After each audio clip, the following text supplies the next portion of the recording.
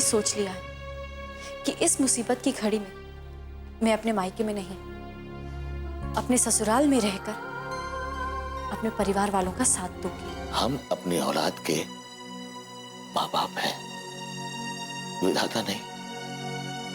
रमाकांत जी, उपाय न करने पर कभी कभी दीर्घायु प्राप्त मनुष्य भी अकाल मृत्यु को प्राप्त हो जाता है।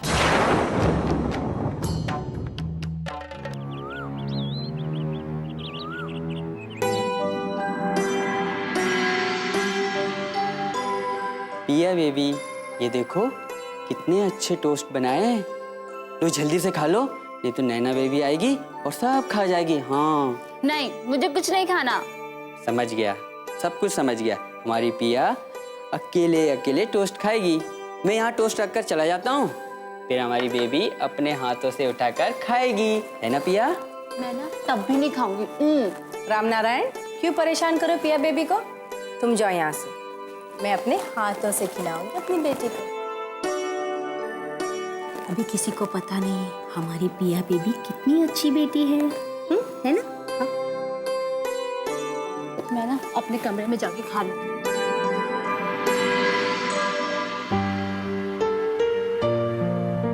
कैसी हो कामनी? ठीक हूँ। बड़ी देर लगा दी आपने आने में। हाँ, वो मैं वकील साहब के साथ पुलिस स्टेशन चला गया था। ये पुलिस वाले मगर संदीप का बयान ही नहीं ले रहे थे।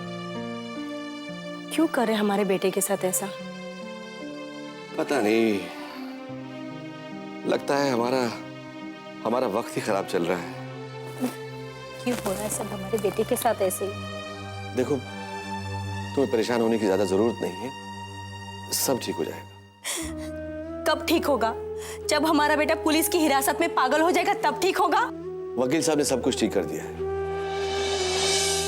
आज ही संदीप का बयान लिया जाएगा और कल उसकी चार्जशीट दाखिल हो जाएगी।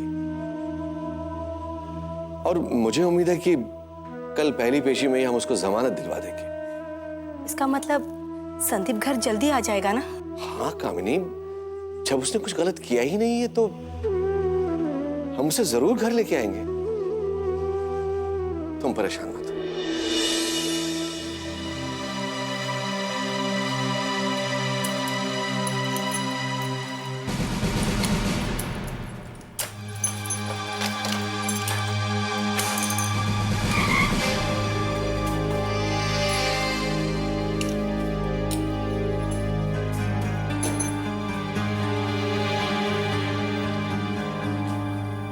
मिस्टर संदीप,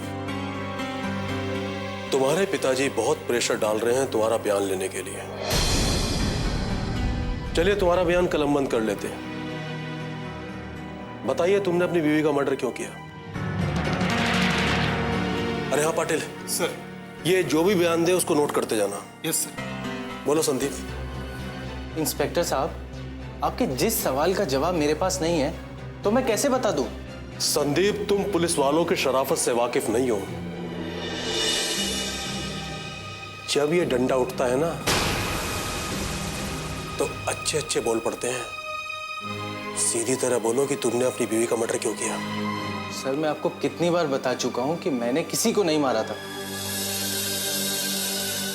अरे इससे पहले तो मेरी शादी ही नहीं हुई थी, तो मैं अपनी किसी बीवी को कैसे मार सकता हूं? जब से तुझे अरेस्ट किया है तू एक ही कैसेट सुना रहा है कि मैंने किसी को नहीं मारा, मेरी कोई बीवी नहीं है। अगर तेरी शादी नहीं हुई है, तेरी कोई बीवी नहीं है, तो ये मरने वाली औरत कौन है?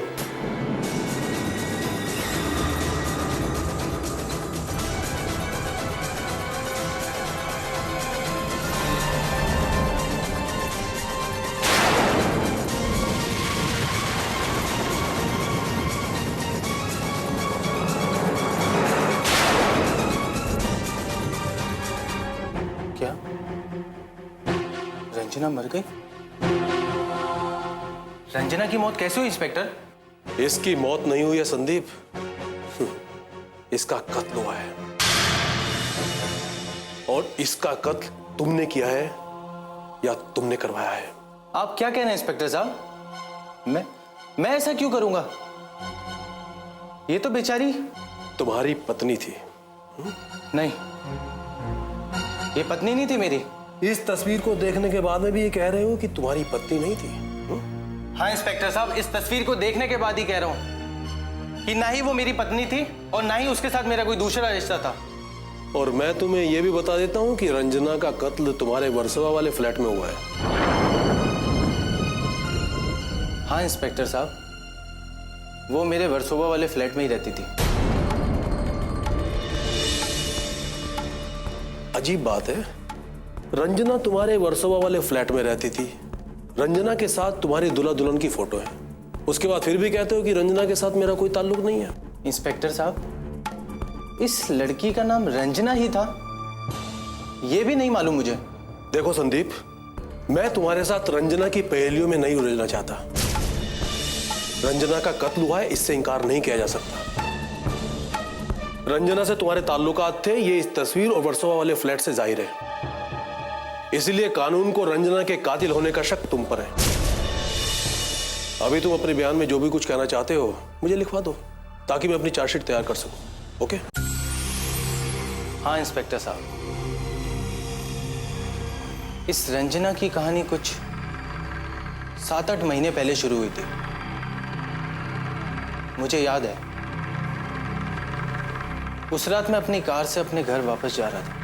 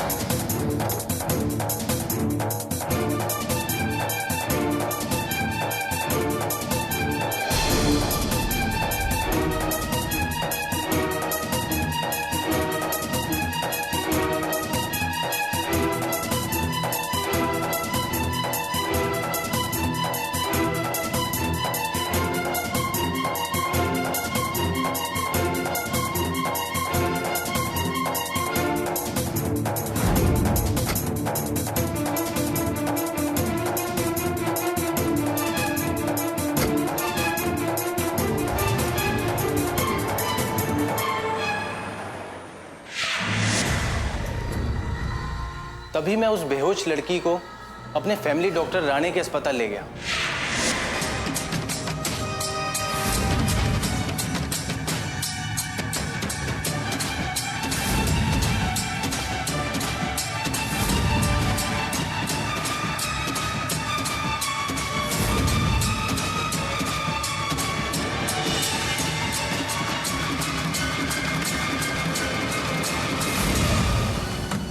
जहां उस लड़की के होश में आने पर मुझे पता चला कि वो अपनी याददाश्त खो चुकी है और उसे मैंने रंजना नाम दिया। जब तक रंजना के परिवार वालों का पता ना चल जाए या उसकी याददाश्त वापस ना आ जाए, तब तक के लिए मैंने उसे अपने वर्सोवा वाले फ्लैट में रख दिया है। फिर शादी का नाटक रंजना की याददाश्त वापस लाने के लिए ही किया गया।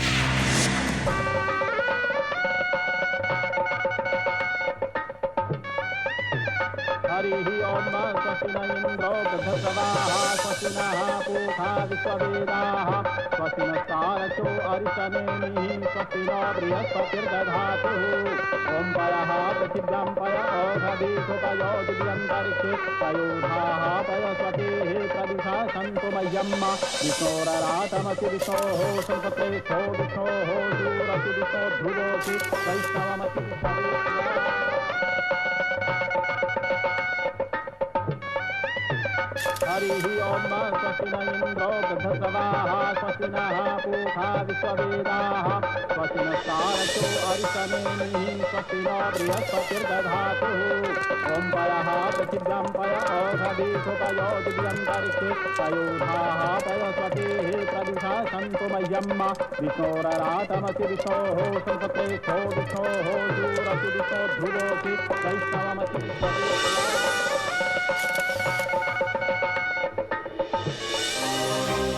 क्योंकि रंजना जब मेरी कार के आगे आके टकराई थी तो उसके गले में एक मंगलसूत्र था। इसलिए मैंने सोचा कि शादी के पल उसे अपनी शादी की याद दिला दें, जिससे उसकी याददाश्त वापस आ जाए। लेकिन ये शादी की तस्वीरें किसने खींची ये मैं सही से समझ नहीं पा रहा हूँ। आप लोगों को मेरी बात पर यकीन नहीं हो रहा ना? मुझे यकीन दिलाने की जरूरत नहीं है। यकीन तुम्हें उस अदालत को दिलाना है जहां पर तुम्हारे खिलाफ मुकदमा चलेगा। जो तुमने बयान दिया है वो इस रजिस्टर में लिख दिया गया है। इसे एक बार पढ़ लो, उस पर साइन कर दो।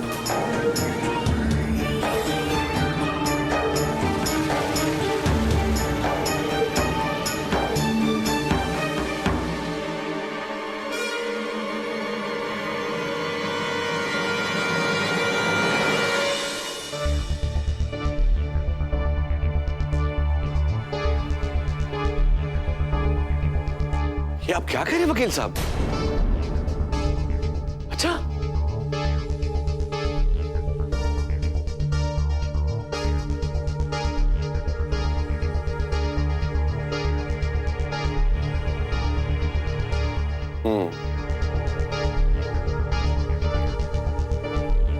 ठीक है वकील साहब, ओके। क्या कह रहे थे वकील साहब? कामिनी, वकील साहब कह रहे थे कि संदीप ने पुलिस को यह बयान दिया है कि जिस दिन उसकी कार रंजना से टकराई थी उसने उसे हमारे वर्सोवा वाले फ्लैट में रखा था। क्या संदीप ने हमारे वर्सोवा वाले फ्लैट में किसी लड़की को रखा था? हाँ। नहीं, मुझे विश्वास नहीं, ये बात झूठ है। क्या बात है, झूठ क्या सच है? मेरा तो दिमाग ही काम नहीं कर रहा है। हमारा संदीप हमसे इतनी बड़ी बात छुपा सकता है? मुझे विश्वास नहीं होता। जरूर पुलिस वालों ने उस पर दबाव डाला होगा और उससे ये झूठा बयान लिखवाया होगा। मैं अभी पुलिस से बात करती हूँ फोन पे। कामिनी, कोई फायदा नहीं है। अब जो कुछ भी होगा, जो भी फैसला होगा वो कोर्ट में ही होगा। देखो। हेलो जी भाभी जी, मैं रमाकांत अवस्थी बोल रहा हूँ। आप बाद में फोन कीजिए, बहुत टेंशन है यहाँ पर। क्या हुआ? नहीं, कुछ नहीं। हो सकता है कुछ परेशान हो वो, बाद में फोन करने के लिए कहा है। हे भगवान, फोन काटने का मतलब भी नहीं समझते आप। मेरा कहा मानो, काजल को ससुराल मत भेजो। प्रतिभा, तुम फिर से वैसी बातें करने लगी। पापा, मम्मा बिल्कुल ठीक कह रही है। आप जानते हैं, मेरा एक फ्रेंड काजल दीदी के घर गया था। उससे कामिनी आंटी ने कहा कि काजल दीदी मनहूस है और वो कभी उसे अपने घर में घुसने नहीं देंगी। सुना आपने? मेरी बेटी को मनहूस बोलती है। अरे मनहूस तो खुद होगी जो एक शादीशुदा आदमी के साथ शादी करके बैठी है। प्रतिभा, जैसे तुम गुस्से में आकर कामिनी को भला बुरा बोल गई हो सकता है उसे भी काजल की कोई बात बुरी लगी हो, तो उस बात पर उसने उसे भला बुरा बोल दिया। अब काजल हमारी बेटी है तो उनकी बहू भी तो है, इसलिए मेरी मानो तो ये सब बातें अपने दिलो दिमाग से निकाल दो और कल काजल को उसके ससुराल भेजने की तैयारी करो।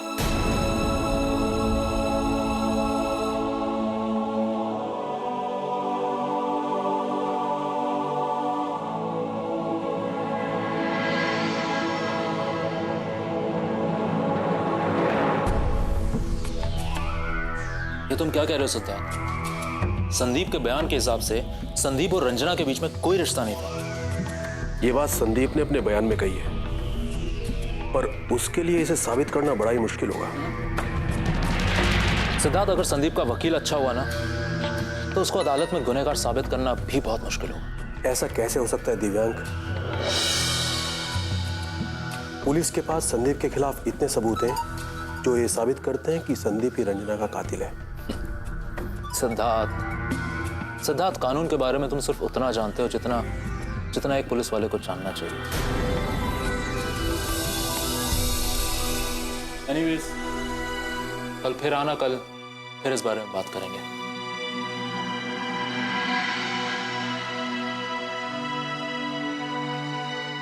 सिद्धार्थ,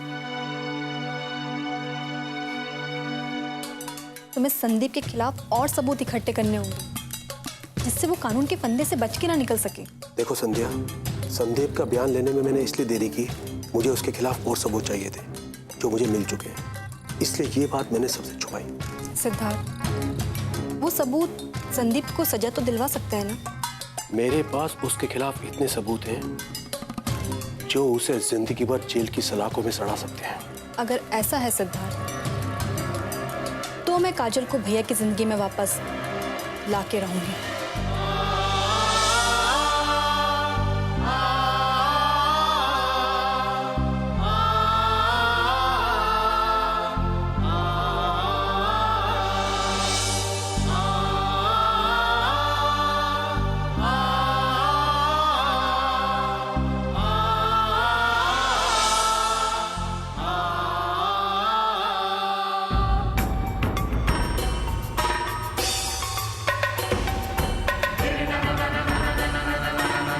चाहे कोई कुछ भी कहे या कुछ भी करे, मुझे मेरे ससुराल जाने से अब कोई नहीं रोक सकता, कोई नहीं।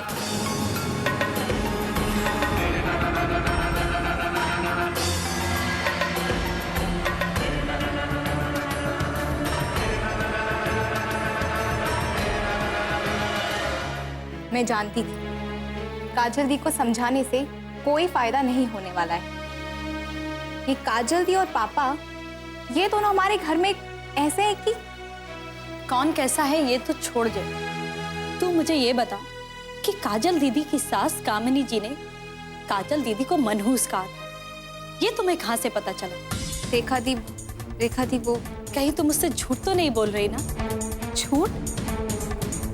भला मैं क्यों झूठ बोलूंगी? मैं सच कह रही हूँ। कामिनी आंटी ने काजल दी के बारे में ऐसा ही कहा था। वो क्या समझती है कि वो जो भी कहेंगी दुनिया सब सही मान लेगी? बात को घुमाने की कोशिश मत करो जया। मैंने तुमसे पूछा कि कामिनी जी ने काजल दीदी के बारे में जो कुछ कहा था तुम्हें कहाँ से पता चला? बोलो जया, तुम्हें कहाँ से पता चला? मुझे संजय ने बताया था। ये संजय कौन? संजय तिवारी, मेरे कॉलेज में पढ़ता है।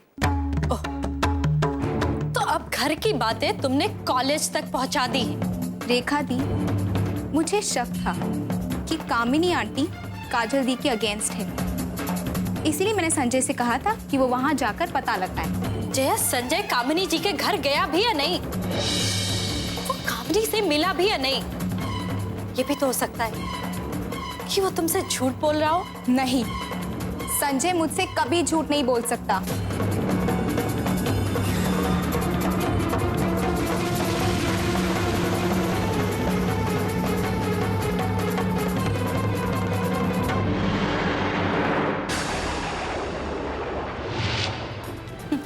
क्योंकि उस भगवान को भी तुम्हारा मेरे भाई से दूर जाना मंजूर नहीं, इसलिए अपने इन हाथों में मेरे भाई के नाम की मेहंदी लगाओ और पोंछ दो ये पराई मेहंदी।